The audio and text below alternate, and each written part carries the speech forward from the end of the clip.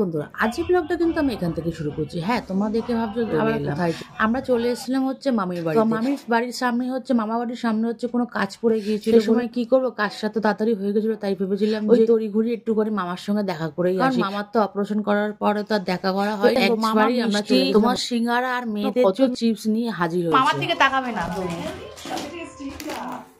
খা না।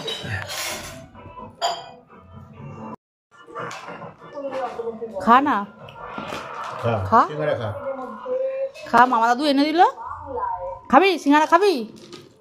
ও খালি দেখছে ওর ভাগেরটা দিদি কেন কে নিচ্ছে। তোর না বদমাইশ আমি বার করে দেবো।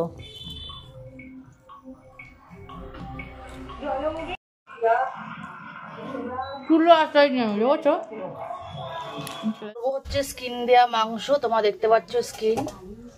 এটা কি হয় বলো তো, এতে অনেক তেল থাকে, এই জন্য অনেকদিন ভেবেছিলাম মাংস খাবো খাবো স্কিন দেয়া।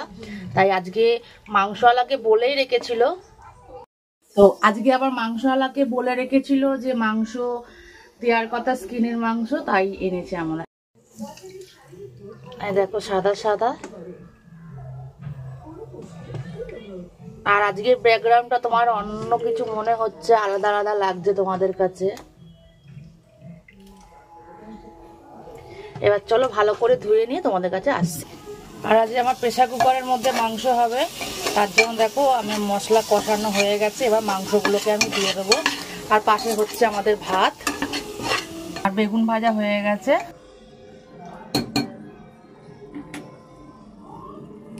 তো চলো মাংসগুলো দিয়ে দিচ্ছি। আর প্রথমে তো ভেবেছিলাম যে আমার প্রেসার কুকার মাংসটা হয়ে যাবে, কিন্তু দেখলাম ওর বাবা অনেক বেশি মাংস এনে ফেলেছিল, তাই জন্য আমাকে বড় কড়াইটা বার করতে হয়েছিল। লঙ্কা দেখেছো, তেলটা দেখো, তেল কত তেল বেরিয়েছে। আমার প্রেসার কুকারে হয়নি তোটা, মানে আজকে মাংসের পরিমাণটা অনেক বেশি, তাই জন্য আবার কড়াইতে আনতে হলো। তোমরা কারা কারা এরকম স্কিন দেওয়া মাংস খেতে ভালোবাসো আমাকে কমেন্ট সেকশনে কমেন্ট করো।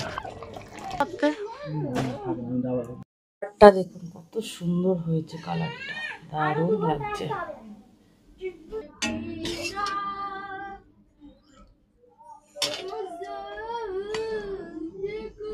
সেই লাগছে কিন্তু। আমার মেয়ের জন্য লেগ পিস, এটা লেগ পিস রে বাবা, বদমাইশি করে শুয়ে রয়েছে। আর এই যে খেয়ে নিচ্ছি ভাত। তুমি খাবে? আসো। এই চিকেনটা কার জন্য?